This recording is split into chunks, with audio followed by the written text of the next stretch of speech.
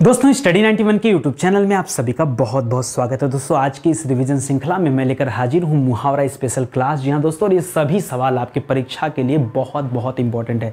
देखिए होता क्या है कि हम लोग चाहे 1000 सवाल पढ़ ले चाहे 2000 सवाल पढ़ ले, फर्क नहीं पड़ता जब तक आपको ये नहीं पता चलेगा कि आपकी परीक्षा में कौन कौन से सवाल आते हैं, और खास करके ऐसे सवाल जहां पर बहुत ज्यादा कंफ्यूजन हो, यानी दो ऑप्शन में से आपके अंदर कंफ्यूजन आ जाए कि यार पता नहीं बी वाला है कि सी वाला, या 2 नंबर या 3 नंबर में से कोई एक जवाब तो होगा। तो ऐसे सवालों को अगर एक बार देख लिया जाए तो आपके लिए बेहतर होगा।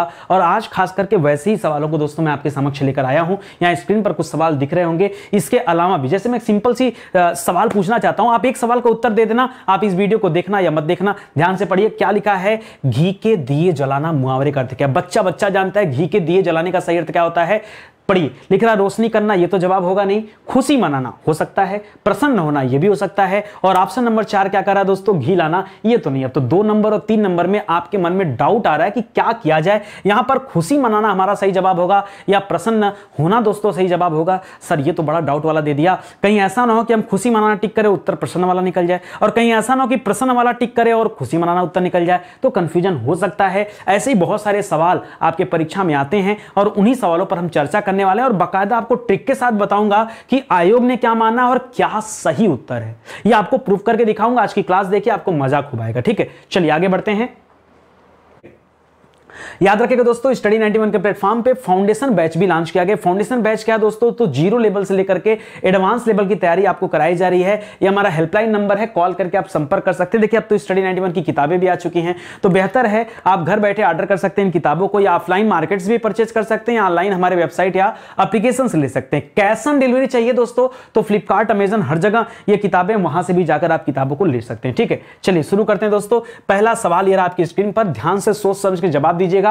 लिख रहा कच्चा चिट्ठा खोलना। जी हां दोस्तों, कच्चा चिट्ठा खोलना, इसका उपयुक्त अर्थ क्या है? लिख रहा सारा भेद खोल देना, या फिर कच्चे काम को पक्का करना, या फिर भेद छिपाना, या फिर कान का कच्चा होना। याद रखें दोस्तों, सारा भेद खोल देने को क्या कहा जाता है? भैया फलाने व्यक्ति ने तो उसका पूरा कच्चा चिट्ठा खोल दिया, यानी जितना भेद था, जितने गुप्त रहस्य थे, सब खोल दिया गया। इसलिए यहां पर क्या होगा? ऑप्शन नंबर 1 दोस्तों बिल्कुल सही जवाब हो जाएगा। कच्चे काम को पक्का करने से यहां कोई लेना देना नहीं है, और भेद छिपाने से भी नहीं है दोस्तों। कान का कच्चा होना दोस्तों, जो व्यक्ति कान का कच्चा होता है, सुनी सुनाई बातों पर विश्वास करना। ठीक है, याद रखिएगा कान का कच्चा होने का तात्पर्य क्या होता है? याद रखिएगा इसका तात्पर्य होता है सुनी सुनाई बात पर विश्वास करना। ठीक है, सुनी सुनाई बात पर विश्वास करना, बात पर विश्वास करना, यह क्या कहलाता दोस्तों? व्यक्ति क्या है? कान का बहुत कच्चा होता है। जो व्यक्ति कान के कच्चे होते हैं ना, उनके रिश्ते हमेशा दोस्तों खट्टे होते हैं, एक तरह से टूट जाते हैं जल्दी। ठीक है, जल्दी टूटने वाले होते हैं। क्यों? क्योंकि उनको विश्वास ही नहीं होता किसी पर।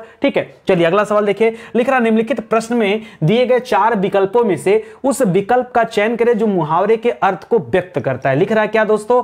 कथा के बैगन। जी हां दोस्तों, कथा के बैगन। आप कहेंगे सर ये तो नया सवाल है। भाई नया के साथ साथ इंपॉर्टेंट सवाल है। और एक बात और जानिए, मुझे पता है आपके दिमाग में आ रहा दोस्तों, सर हमने तो थाली का बैगन पढ़ा है। क्या पढ़ा है दोस्तों?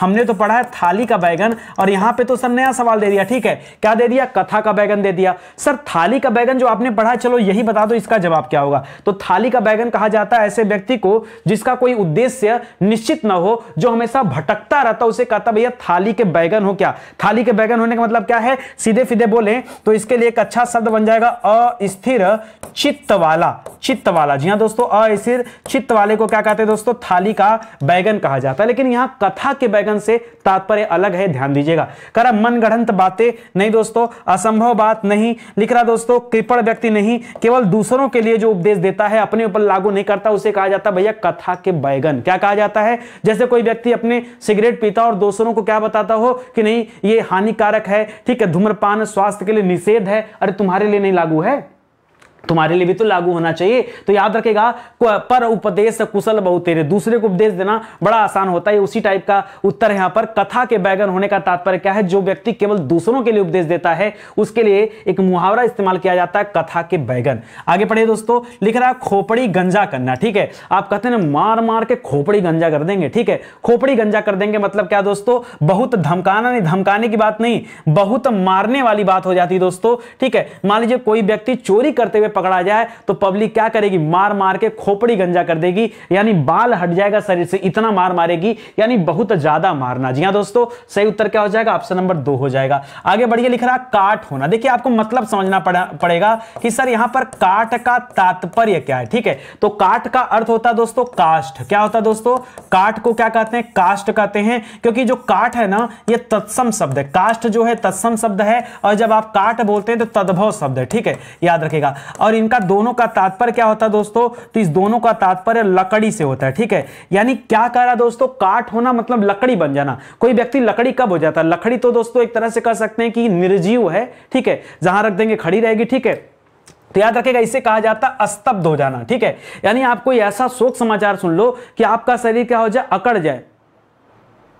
क्या हो गया ठीक है, यही होता है स्तब्ध होना। तो ध्यान दीजिएगा दोस्तों, काट होना। जी हाँ दोस्तों, सचेत होना नहीं कहते दोस्तों इसे। ठीक है, सचेत होना किसे कह सकते हैं, यानी कान को, आंख खुले रखना, उसे कहा जाता है सचेत होना, या कान खुले रखने को कहा जाता है सचेत होना। ठीक है, निश्चेष्ट होना या मूर्ख होना गलत हो जाएगा। यहां पर दोस्तों ऑप्शन नंबर 1 बिल्कुल सही जवाब हो जाएगा, ये आप ध्यान रखेंगे। ठीक है, आगे बढ़िए, अगला दिख रहा है गूलर का फूल होना। कई बार दोस्तों क्या होता है, देखिए आपको भी गूलर का फूल बनना पड़ेगा। सर क्या मतलब आपके कहने का, देखिए अगर आप आए घर से तैयारी करने भैया, ठीक है, तो देखिए तैयारी करने आए तो गूलर का फूल बन जाइए। आपके पड़ोसी को, आपके घर वालों को, आपके नाते रिश्तेदार को, आपके मित्रों को भी आपका पता नहीं होना चाहिए कि यार कहां गया रोहित, ये संदीप कहां चला गया, अजय खो गया कहीं पर। ठीक है, कहां नहीं पता किसी को। क्यों, अजय तो गूलर का फूल हो गया, और क्या होगा, कुछ करके लौटेगा। जी हां दोस्तों, अजय क्या करेगा, कुछ करके लौटेगा, ये भाव मन में होना चाहिए। तो गूलर का फूल बनिए। गूलर का फूल कहा जाता है कि जिसे, जो लापता हो गया हो, लापता मतलब जिसका अता पता न हो, गूलर का फूल। आपने गूलर के वृक्ष में जल्दी फूल नहीं देखा होगा। ठीक है, बहुत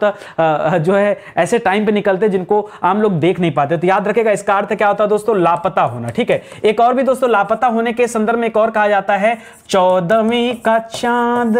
ठीक है, तो 14वीं कहिए दोस्तों, 14वीं कहना सही नहीं है, 14वीं। ठीक है, 14वीं का चांद। जी हाँ दोस्तों, 14वीं का चांद दोस्तों, ये एक कहावत है, लोकोक्ति दोस्तों, कि 14वीं का चांद हो गया है। ठीक है, तो इसका भी तात्पर्य क्या होता है, लापता होना, यानी जल्दी दिखता नहीं, बड़ा इंतजार कराता है। ठीक है, आगे बढ़िए, लिख रहा गहरी नींद सोना। अच्छा, काग चेष्टा बकुल ध्यानम स्वान निद्रा तहवच। ठीक है, और यही पढ़ते हैं ना, तो वहां पे जो आप पढ़ते हैं दोस्तों, स्वान फिलहाल कुत्ते को कहा जाता है। फिलहाल यहाँ पे देखिए जो कह रहा है गहरी नींद सोना।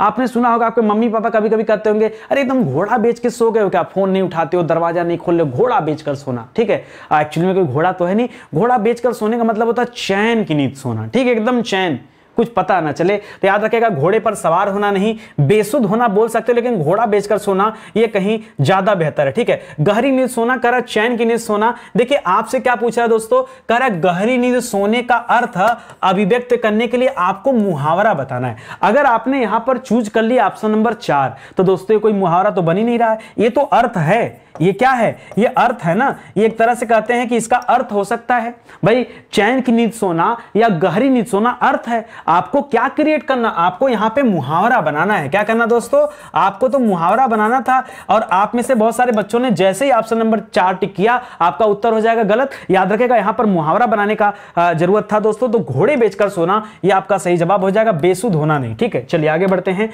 लिख रहा दोस्तों, बेसुध होने का तात्पर्य आप यहां पे कह सकते हैं काट होना। क्या होना कह सकते दोस्तों, काट होना। वैसे काट होने का तात्पर्य दोस्तों स्तब्ध होना होता है, बट दोस्तों स्तब्ध होना और बेसुध होना ये एक ही जैसा होता है कि सुध बुध खो देना। ठीक है, उसे भी आप कह सकते हैं, तो इसका अर्थ वो भी निकल सकता है। आगे बढ़िए, लिख रहा मुहावरे का अर्थ बताइए। कह रहा घर में नहीं 2 दाने बुढ़िया चली भुनाने। घर में नहीं 2 दाने बुढ़िया चली भुनाने, इसका अर्थ क्या है, कह रहा गर्व होना नहीं। गर्व होना तो कहा जाता है कि छाती चौड़ा होना। क्या कहा जाता है दोस्तों, छाती चौड़ा होना। दोस्तों इसे कहा जाता है गर्व होना। करा व्यर्थ का दिखावा करना, हर तरह से संपन्न होना और घमंड करना। तो दोस्तों याद रखेगा, यहां व्यर्थ का दिखावा करना, इसे कह सकते हैं कि घर में नहीं 2 दाने बुढ़िया चली भुनाने, मतलब घर में 2 दाने तक नहीं है, बुढ़िया भुनाने की बात करी है, मतलब छोटे लेवल पे बड़ी बड़ी फेंकना। ठीक है, एक तरह से ये हो सकता है। तो व्यर्थ का दिखावा करना ये क्या कहलाता है दोस्तों, यहां पर इसका सही जवाब हो जाएगा ऑप्शन नंबर 2। लिख रहा घी के दिए जलाना। देखिए अगर आप सिलेक्ट हो गए, आप बन गए अधिकारी ना, जब आप घर जाएंगे तो आपके माँ बाप का सीना क्या हो जाएगा, चौड़ा हो जाएगा, लोगों को आप पर गर्व होगा, और आपकी माँ जो इतने दिनों दिनों से आपके कुछ बन करके लौटने का राह देख रही थी, वो क्या करेगी, घर पर क्या करेगी, भगवान के सामने घी के दिए जलाएगी। आज तेल वाला दिन नहीं है, आज स्पेशल दिन है, आज आप कुछ बनकर लौटे हो तो घी के दिए जलाएगी। इसका तात्पर्य क्या दोस्तों, रोशनी करने के लिए नहीं, खुशी मनाने के लिए। अब देखिए घी लाना नहीं, अब यहां पे दो चीजें दे रहा दोस्तों, कह रहा खुशी मनाना या प्रसन्न होना।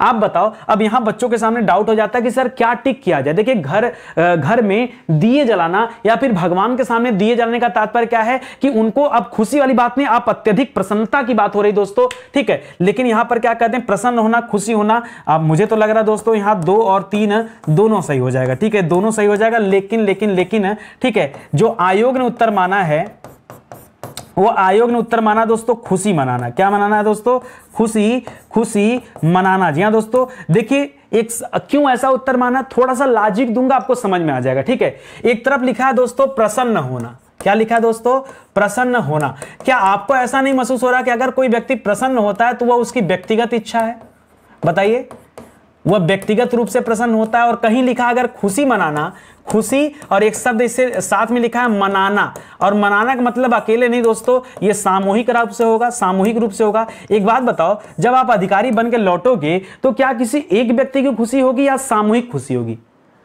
आपका जो दिल कर रहा था, आपका तो दिल कर रहा था भैया ऑप्शन नंबर 2 3 सही है, मैंने तो लिख दिया 2 3 सही है, मैं मान गया आपकी कहना सही है। लेकिन अब मैं एक नया सवाल आपसे कर रहा हूं कि बताओ, अगर आप घर पर अधिकारी बन के लौटे तो क्या ये किसी एक व्यक्ति की खुशी है या फिर पूरा मोहल्ला, पूरा समाज, जितने नात रिश्तेदार, जितने मित्र हैं, सबकी खुशी? अब आप कहेंगे सबकी खुशी है, तो जब सबकी खुशी है तो सबकी खुशी के लिए उत्तर चूज करते हैं, अपने लिए चूज, किसके लिए चूज करें बताओ, आप बताओ, व्यक्तिगत वाला करें या सामूहिक वाला? सर सामूहिक वाला कर लीजिए, कर लें 2 नंबर।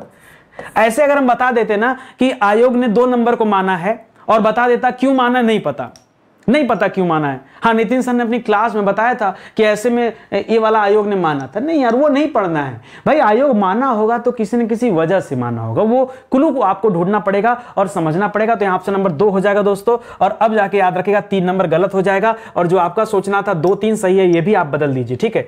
लिख रहा दोस्तों चल बसना। आय हाय, ये क्या हो गया भैया, चल बसा व्यक्ति, मतलब व्यक्ति क्या हो गया, स्वर्ग सिधार गया। क्यों, नरक नहीं जा सकता? नहीं, ये तो उसके कर्म पर निर्भर करता है कि स्वर्ग जाएगा या नरक जाएगा। फिलहाल हम तो यही कामना करते हैं कि भाई जिसकी भी मृत्यु हो वो भाई स्वर्ग ही जाए, नरक क्यों जाने की कामना करें भाई। अच्छा व्यवहार तो रख सकते हैं ना हम, अच्छी सोच तो रख सकते हैं ना। तो याद रखेगा चल बसना मतलब चलना नहीं होता दोस्तों। चल बसना मतलब क्या होता है, मृत्यु होना, चलकर बस जाना नहीं, बस से चलना नहीं। ऐसा ऑप्शन देता, हंसी आती, ठीक है। ऑप्शन नंबर 2 बिल्कुल सही जवाब है। आगे बढ़िए, लिख रहा है चौथ का चांद होना। देखिए पीछे हमने पढ़ा था दोस्तों 14वीं का चांद होना।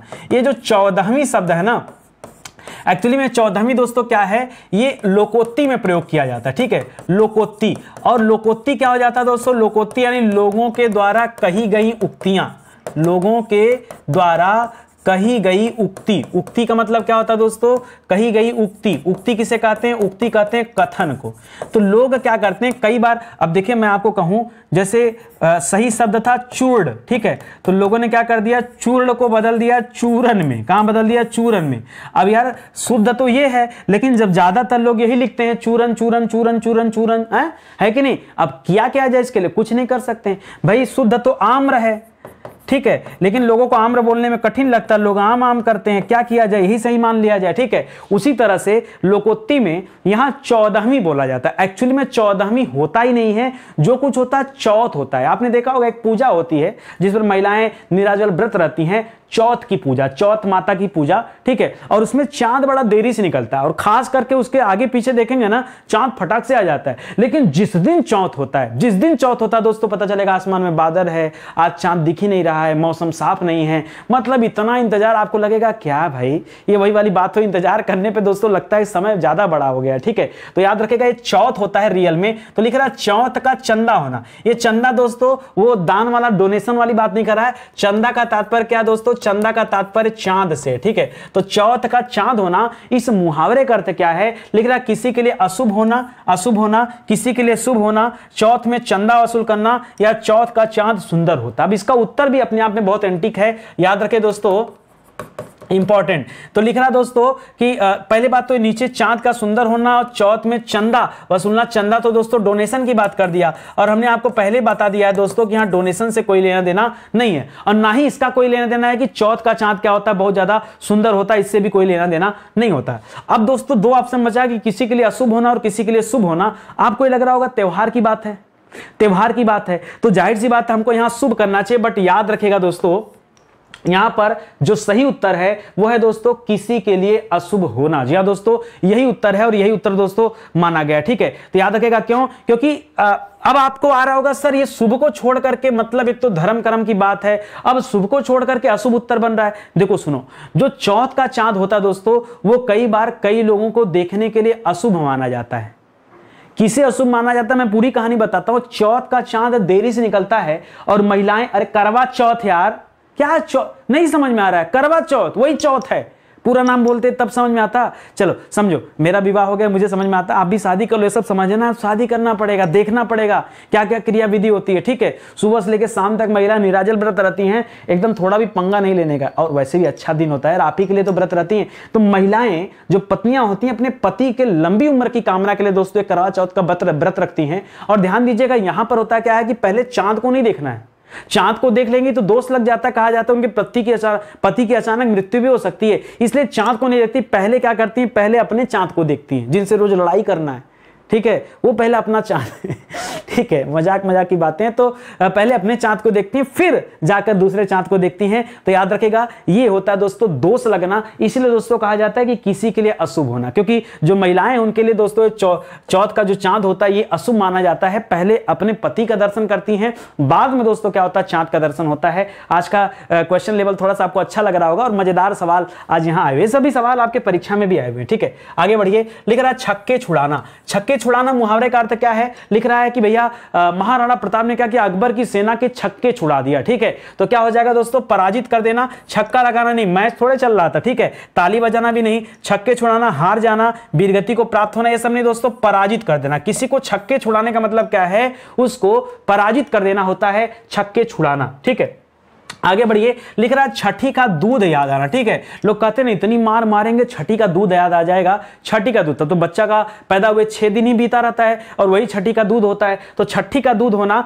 याद आना मतलब बुरा हाल होना, पराजित होना, बचपन को याद करना या भूख लगना। तो भूख लगना, बचपन को याद करना नहीं दोस्तों, पराजित होना भी नहीं दोस्तों, बहुत बुरा हाल कर देना, मार मार के बुरा हाल कर देना, उस धमकी को क्या कहा जाता है, छठी का दूध याद आना। तो याद रखेगा ये हो जाएगा ऑप्शन नंबर 1। ठीक है, लिख रहा है जान पर खेलना। कोई अपने जान पर खेल जाए, इसका मतलब क्या है, बहुत बड़ा जोखिम लेना, यही सही हो सकता है। सारी ताकत लगाकर खेल दिखाना नहीं, जीत के लिए कुछ भी करना नहीं, बहुत परेशान होना नहीं। जान पर खेलने का मतलब क्या होता है, बहुत ज्यादा रिस्क ले लेना, अपनी जान का जोखिम उठा लेना, मतलब बहुत बड़ा जोखिम लेना। ऑप्शन नंबर 1 दोस्तों सही जवाब है। लिख रहा टाट उलटना। मुझे पता आपको इसका जवाब नहीं पता। सर सब बतिया आपको पहले कैसे पता चल जाती है? अरे हम ही आपको पढ़ा रहे हैं, हम ही आपको पढ़ाने वाले गुरु हैं, तो हमें आपकी मंशा नहीं पता कि आप कितने लेवल पे तैयारी किए। लिखिएगा यहाँ पर इंपॉर्टेंट है, ठीक है, पता है ना। ठीक है, लिख रहा टाट उलटना। टाट उलटना मुहावरे का अर्थ है, लिख रहा टाट की बोरी खाली करना नहीं, काम काज को समेटना और दिवाला निकलना या फिर भद्दी चीज हटाना। तो याद रखिएगा अब ज्यादातर बच्चे इसी एक ऑप्शन 2 ऑप्शन में क्या है, कंफ्यूज हैं कि सर क्या किया जाए, काम काज समेटने को कहा जाए या दिवाला निकलना कहा जाए। तो याद रखिएगा दोस्तों जो आपके परीक्षा में उत्तर माना गया वो क्या माना गया, दिवाला निकलना। यहां दोस्तों टाट उलटने का अर्थ क्या दोस्तों, दिवाला निकलना। इसको ध्यान दीजिएगा, यहां पर काम काज समेटना नहीं होगा दोस्तों। काम काज समेटने के लिए कहा जाता है बोरिया बिस्तर बांधना। क्या कहा जाता है दोस्तों, बोरी बिस्तर बांधना, बोरी बिस्तर बांधना। लोग कहते हैं चलो बोरी बिस्तर बांध और निकलो यहां से। ठीक है, तो याद रखिएगा वहां काम काज समेटने की बात होती है, या काम काज पूर्ण करना जो होता है दोस्तों, या काम काज को करके पूर्ण करना, निवृत्त हो जाना, उसे कहा जाता है गंगा नहाना। भैया हम अधिकारी बन गए, हम गंगा नहा लिए, अब हमको पढ़ना लिखना नहीं है, गंगा नहा लिए। क्यों,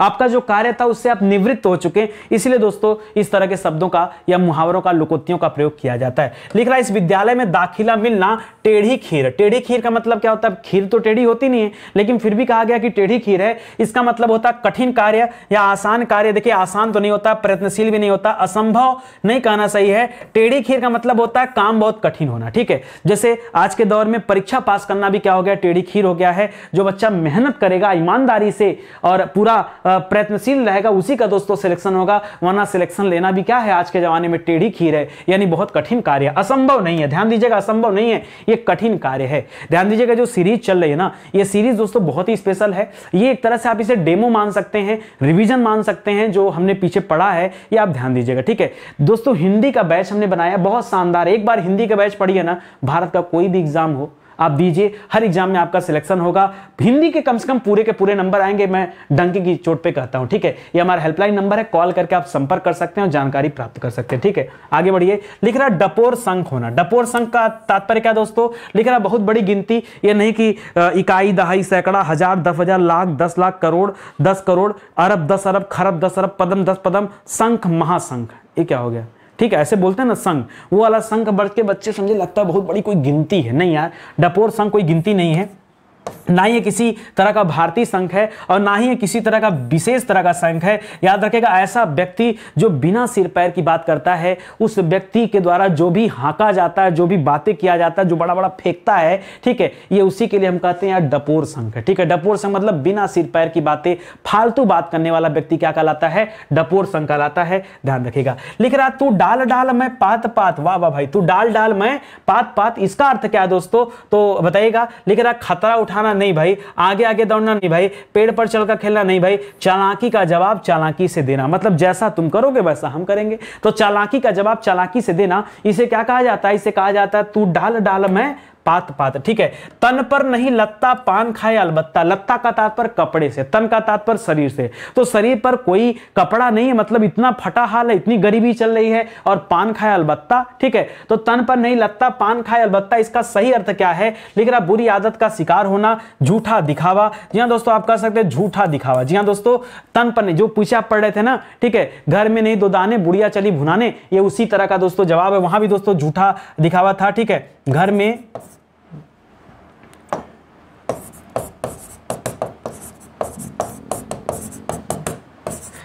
नहीं दो दाने बुढ़िया चली भुनाने,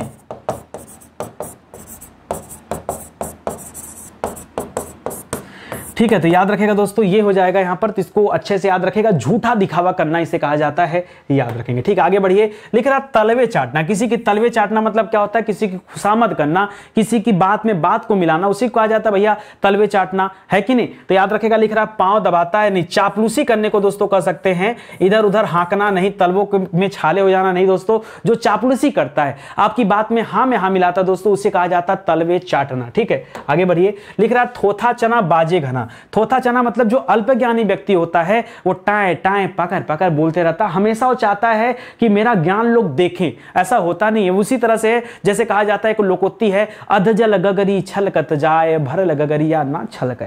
तो जो आधी गगरी, जिस बाल्टी में या जिस गगरी में आधा पानी भरा होता है, चलते समय दोस्तों क्या होता है, छलकता है, पूरा पानी भरा होगा तो पानी कभी नीचे नहीं गिरता है, आप ध्यान दीजिएगा। इसी तरह जिस व्यक्ति के अंदर ज्ञान का भंडार होता है, वो ज्यादा बोलता नहीं, अपने आप को साबित नहीं करता, वो सिर्फ अपना काम करता है जो उसका काम होता है। लेकिन जो कम ज्ञानी होता है, वो हमेशा दोस्तों डंके की चोट पे आओ फरिया लो, ये कर लो वो कर लो, ठीक है, हम तेज हैं वो तेज है, ये सब काम दोस्तों किसका काम होता है, जो अल्प ज्ञानी व्यक्ति होता है। तो थोथा चना बाजे घना, इसका भी उत्तर है। दिखावा बहुत करना पर सार ना होना, सार का तात्पर्य क्या दोस्तों, सार का तात्पर्य यहां ज्ञान से, किससे दोस्तों, तो दिखावा बहुत होना और ज्ञान करना होना, इसे क्या कहा जाता है, थोथा चना बाजे घना। यह अल्प ज्ञानी व्यक्ति अपने ज्ञान को ज्यादा दिखाने का प्रयास करता है। चने को बजाना, चने रूपी खिलौने से खेलना, बहुत आवाज करना, ये सब गलत है, ठीक है। आगे बढ़िए, लिख रहा दिनों का फेर होना, ठीक है। लोग कहते हैं ना भाई दिन दिन का फेर है, हमारा भी दिन आएगा, मतलब कभी दुख कभी सुख तो लगे रहते हैं जीवन में। तो दिनों का फेर होने से तात्पर्य क्या है, अजीब हालत होना नहीं दोस्तों,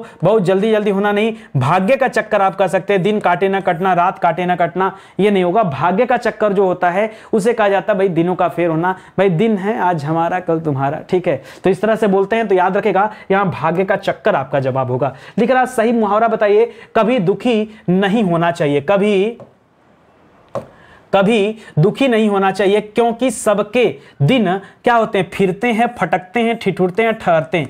न ठहरना, न ठिठुरना, न फटकना, सबके दिन क्या होते हैं, फिरते हैं। यानी कभी कभी क्या होता है दिन में मतलब कभी कभी जीवन में दुख आता है, कभी सुख आता है, ये तो चलता रहता है कि नहीं। सबके पास अपनी अपनी समस्याएं हैं और अपने अपने खुशियों के कारण भी हैं, है कि नहीं। लिख रहा आजकल के बच्चे माता पिता की आंखों में धूल झोंकने में कुशल हैं। जी हाँ दोस्तों, धूल झोंकने मतलब उनको बेवकूफ बनाने में। धूल झोंकने का तात्पर्य क्या, धोखा देना, धोखा देना, और उसमें कुशल हैं। तो याद रखेगा, धोखा देना, उपद्रव करना, घमंड दिखाना, मान न देना, नहीं दोस्तों, धोखा देना। धूल झोंकने का मतलब क्या है, धोखा देना। तो माँ बाप के आंखों में लोग धूल झोंकते हैं। अरे वहां से कहा क्या है कि मम्मी बहुत पढ़ाई करते हैं और यहाँ आके क्या चल रहा, दिन भर सो रहे हैं रूम पे, दोस्तों के साथ घूम रहे हैं, कोई जिम करने में लगा है, कोई कोचिंग की गर्लफ्रेंड के साथ घूमने में लगा है, कोई कुछ कर रहा है। भाई क्या करने आए थे, आए थे हरि भजन को ओटन लगाए कपास, ठीक है, आए थे क्या करने और कर क्या रहे हो, कहां खो गए हो।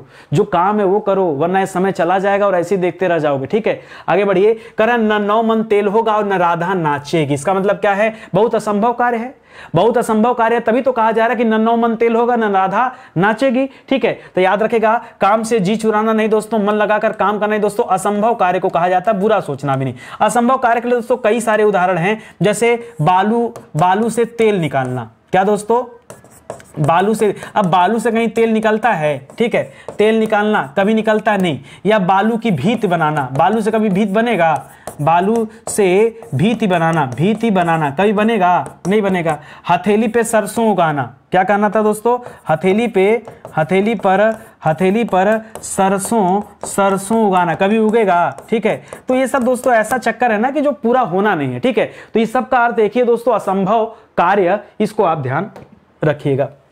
लिख रहा 9 दिन चले 2.5 कोस।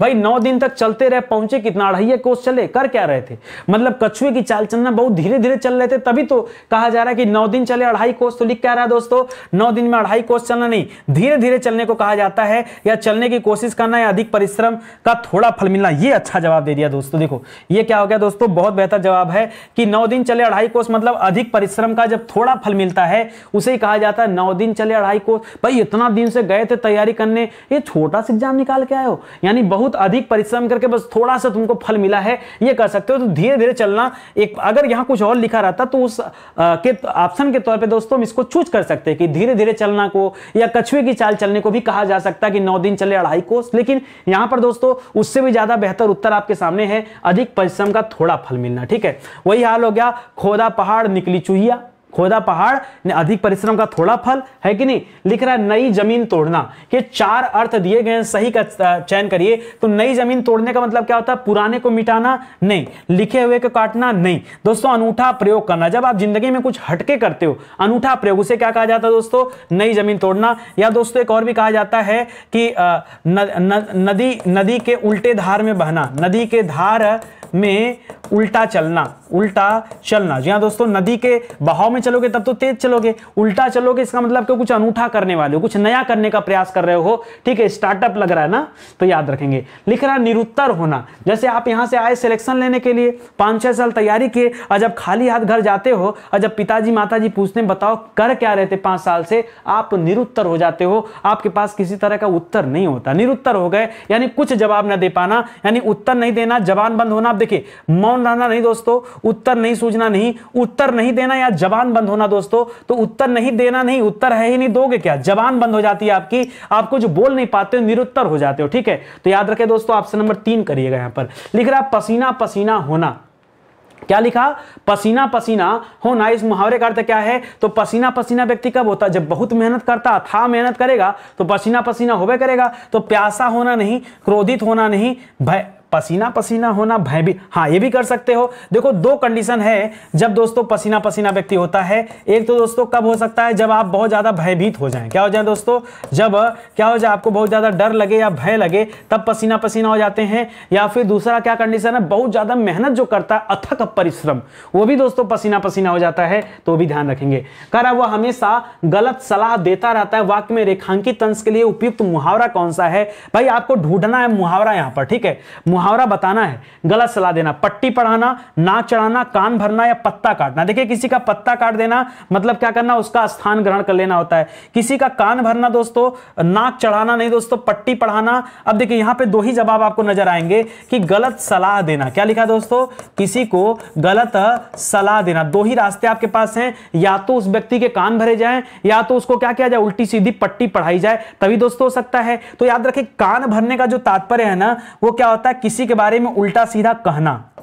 कान भरने का मतलब क्या होता है, किसी के बारे में उल्टा सीधा कहना।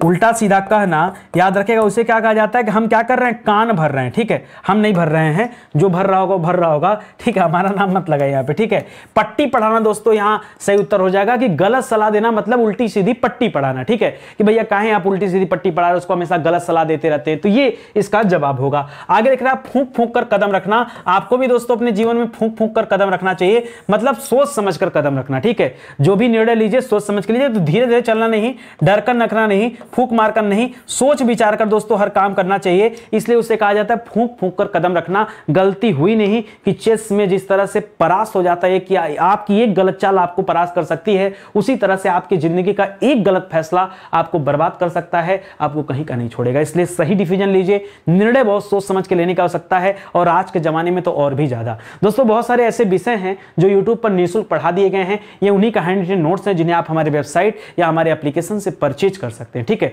इसके अलावा दोस्तों हमारी किताबें भी आ चुकी हैं, तो किताबों को भी परचेज करिए। देखिए समय का पता तो बिल्कुल नहीं चलता, स्टडी 91 के साथ तो वैसे भी समय का पता नहीं चलता। क्यों दोस्तों, इतने आराम से और इत्मीनान से हम क्लास लेते हैं कि बेहतर होने की वजह से कुछ समझ नहीं आता कि कब क्लास समाप्त हो जाती है, और कभी उठ पटांग बातें भी हम नहीं करते। ठीक है, तो काफी कुछ अच्छा लगा होगा आपको, और आज का क्लास यहीं समाप्त होता है। मिलते हैं दोस्तों अगले लेक्चर में, तब तक के लिए आप सभी को बहुत बहुत धन्यवाद। एक निवेदन आप सभी से है कि प्लीज आप कमेंट जरूर करिए और लाइक करिए, और जहां भी आप शेयर कर सकते हैं किसी तरह का सोशल मीडिया प्लेटफॉर्म हो, तो प्लीज आप वहां पर वीडियो को शेयर भी करिए। ठीक है, मिलते हैं दोस्तों अगले लेक्चर में। बहुत बहुत धन्यवाद।